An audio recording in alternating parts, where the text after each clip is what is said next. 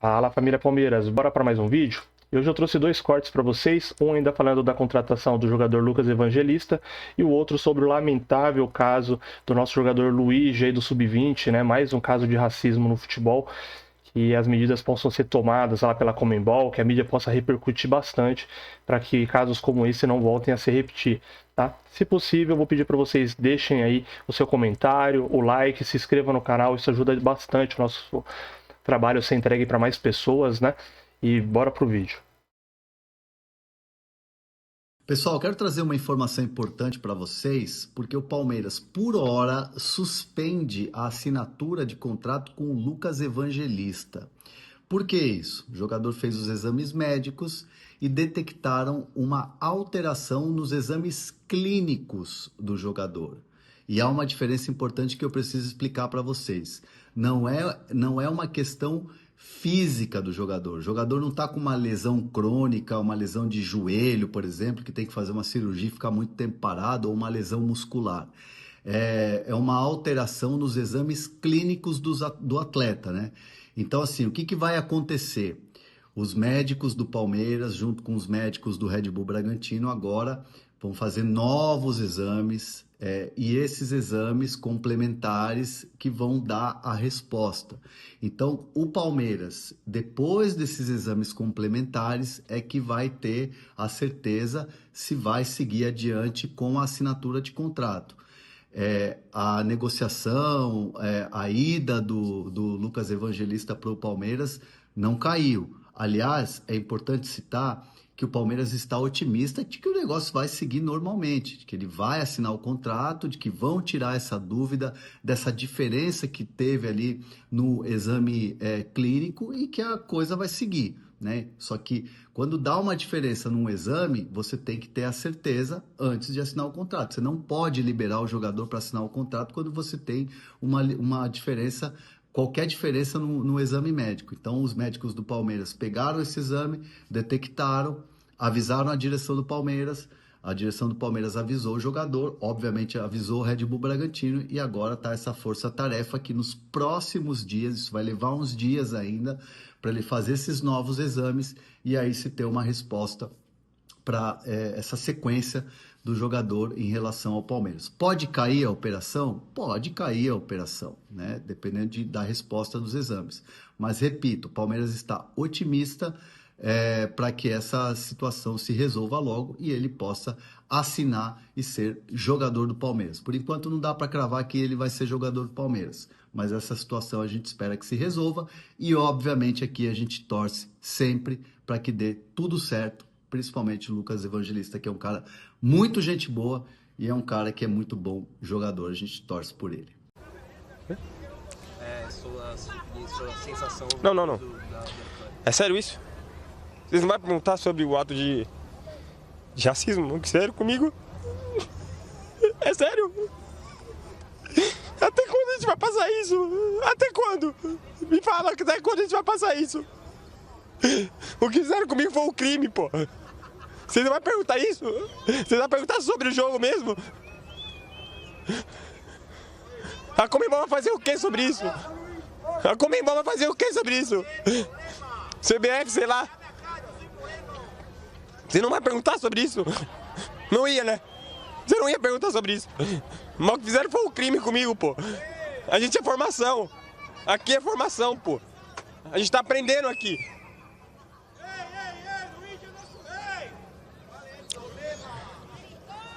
Obrigado, Luigi.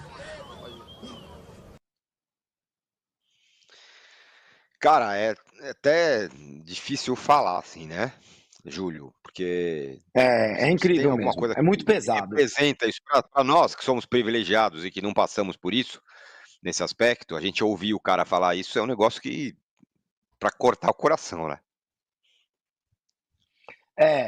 Eu compactuo da tua emoção também, Tirone. E eu acho que até hoje a gente nunca viu um jogador de futebol e uma vítima, pelo menos no universo do futebol. A gente vê tudo isso, a gente vê toda hora acontecer, né? Tem acontecido com uma frequência grande demais. Não entremos no papinho de que é uma coisa de estrangeiro, Na semana passada, o segurança do Palmeiras estava sendo chamado de macaco velho por um vice-prefeito de São José do Rio Preto, aqui no Brasil, aqui no interior de São Paulo, alguns quilômetros da nossa casa, por um brasileiro. Então, o racismo não é um problema internacional, ele é um problema nacional também, mas a gente nunca tinha visto no universo do futebol alguém se manifestar com tanta honestidade e de forma tão profunda como fez o Luigi. Essas imagens, imagino, vão correr o mundo e talvez pela manifestação do Luigi a gente tenha uma repercussão maior do que em outros casos. Isso tem acontecido de forma muito frequente, Tirone. É no Peru, é na Colômbia, é na Argentina, é no Paraguai, é no Uruguai, é aqui no Brasil. E o que a gente não nota é uma reação governamental e de cada uma dessas sociedades ao que tem acontecido. Vai lá o preparador físico peruano aqui no campo do Corinthians, imita o macaco, o cara é preso, fica preso, sei lá, 4 dias, 5 dias, e volta vira uma questão diplomática e volta para o Peru meio como herói, como que nem os caras lá, os brasileiros voltaram da Suíça, lá da turma, daquele caso lá, que envolveu o Cuca e o Henrique e outros jogadores. Os caras voltam como heróis, como injustiçados, como coitadinhos. Então, você não vê a Conmebol como instituição que organiza torneios em que esse tipo de ato tenha acontecido de forma seguida, seja por parte de profissionais do futebol, seja por parte de torcedores, né, de pessoas no estádio de futebol, ou seja, nos locais em que ela organiza competições. Você não vê a Conmebol, junto com governos, prefeituras, governos federais, locais, realmente tentando atacar o problema. As coisas ficam no elas por elas ali, numa nota de repúdio, numa multa, etc. Ninguém lá no Paraguai, hoje lá no programa de televisão no Paraguai, eu duvido que isso seja um tema. Eu duvido que a escola onde estuda a criança, que estava no colo daquele imbecil que está imitando o macaco, vai organizar alguma ação para mostrar para os coleguinhas daquela criança a imbecilidade do pai. Eu duvido que isso esteja acontecendo. E é isso que pega muito para mim. Porque aí o problema não vai ser, nunca vai ser atacado. Nunca vai ser atacado na sua essência. Nós, nessa sociedade DM em que vivemos no Brasil, estamos melhorando nesse tema nos últimos 40 anos. Estamos resolvendo o problema longe, mas muito longe disso. Mas estamos melhorando. E nos países vizinhos a gente não vê isso acontecer. Eu ia te falar justamente isso. Claro que o Brasil é um país muito racista e tem todas as suas questões que nós sabemos, nós moramos aqui, sabemos como é, mas nesse aspecto o Brasil ele é muito mais rigoroso que todos os vizinhos da América do Sul com relação a isso, que compactuam, que toleram esse tipo de coisa no Paraguai. Você disse bem, eu duvido que no Paraguai essa seja uma questão hoje, eu duvido que estejam falando sobre esse assunto hoje, como a gente está falando aqui no Brasil. Sim, o Brasil tem questões raciais muito importantes também, mas nesse aspecto o nível de punição que se tem no Brasil, ele é bem mais rigoroso que em outros lugares da América do Sul. Haja vista que quando esses caras vêm fazer esse tipo de coisa aqui e vão presos, ficam todos surpresos. Quando esses caras o preparador físico lá ficou preso 20 dias aqui, não entendeu, porque ele tá, bom, eu tô preso por quê? Porque eu xinguei alguém de macaco? Qual o problema disso? Sim, no Brasil tem problema sim. Você não pode fazer isso. E repito, o Brasil, nesse aspecto, ele é muito mais rigoroso, ainda bem, com essas questões, do que todos os seus vizinhos sul-americanos. O Brasil, as coisas acontecem aqui também temos gestos racistas frequentemente aqui no Brasil. Você acabou de citar um aí que aconteceu aqui no interior de São Paulo, mas no Brasil isso tem punição. Esse cara aí que, por exemplo, esse vice-prefeito, ele pediu demissão, foi exonerado do cargo, aconteceram coisas com ele, né? Coisa que não acontece fora do Brasil, na América do Sul. É bom a gente ressaltar esse negócio. A gente tem uma enquete aqui, Júlio, que é sobre exatamente esse tema. O que os clubes devem fazer após o caso de racismo?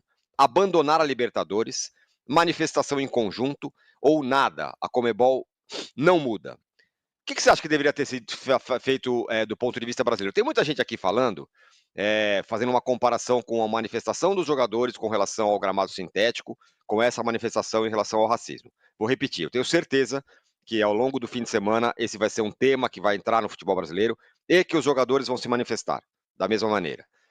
Então, eu acho que são réguas muito diferentes. Você se manifestar contra um tipo de gramado que você não quer, e uma outra coisa que para mim é uma questão de Estado, que é uma questão que é um crime, que é um outro negócio e que acho que os jogadores vão se manifestar. Então, mas eu queria que você falasse o que deveria, do ponto de vista brasileiro, o que fazer?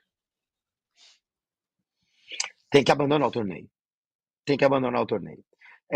E abandonar o torneio, tem todos os clubes brasileiros, eu confesso que eu não sei quais são nesse momento, que estão disputando a Libertadores Sub-20, todos eles deveriam abandonar o torneio.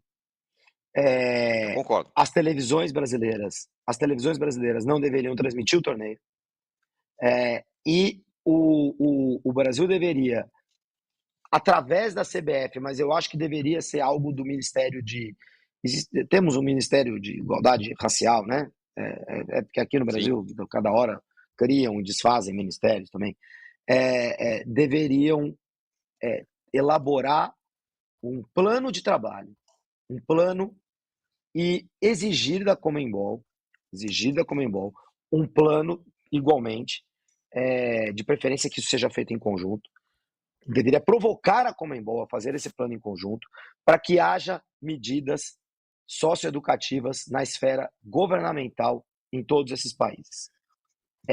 E outra, digo mais, se não houver resposta da Conmebol, os clubes brasileiros deveriam não disputar as competições profissionais sul-americanas. Deveriam não disputar a Libertadores profissional e a Sul-Americana profissional. É só assim que vai ter uma resposta a esse problema. Você lembra, Tirone, você vai lembrar, lógico, todo mundo vai lembrar, quando o Grêmio foi excluído da Copa do Brasil, foi 2013 ou 13 ou 14. O Grêmio foi excluído da Copa do Brasil quando aqueles torcedores se manifestaram em relação ao goleiro Aranha, da Ponte Preta. Sim. Olha, eu não vou dizer que nunca mais aconteceu no estádio brasileiro, mas foi uma medida dura. Foi uma medida que realmente, depois daquilo, o torcedor pensa 10.000 vezes antes de fazer o que faz. Foi um divisor de águas. Eu acho que coisas parecidas deveriam acontecer. Olha, você falou sobre uma manifestação de governo que deveria ter sido feita. A ministra da Igualdade Racial, a Aniele Franco, ela emitiu uma nota falando: em partida jogada pela Conmebol Libertadores Sub-20 no Paraguai, jogadores do Palmeiras foram hostilizados e sofreram ofensas racistas da torcida do Cerro Porteño. O choro de Luigi nos comove e indigna. O racismo nos desumaniza, nos fere e machuca a nossa dignidade de ser e existir. Não há mais espaço para tolerar práticas criminosas como essa em ligas de futebol ou qualquer esporte no Brasil, América Latina ou no mundo. O Ministério da Igualdade Racial, junto ao Ministério dos Esportes e outros entes esportivos, tem reunido esforços para combater o racismo nos esportes. Minha solidariedade, abraço e afeto a Luigi e a todos os jogadores que foram vitimados nessa noite. Vocês não estão sozinhos nessa luta. Muito legal, uma nota, tal. Eu acho que precisa ser feito mais. Mas é a mesma nota da Conmebol. Exatamente. Essa é uma nota. Coisa, é uma nota que não é do tamanho do que a. E aí, família Palmeiras, então esse foi o conteúdo de hoje. Se inscreva no nosso canal, deixa o seu like, o seu comentário, ative também as notificações para você não perder nenhum conteúdo e até o próximo vídeo. Valeu!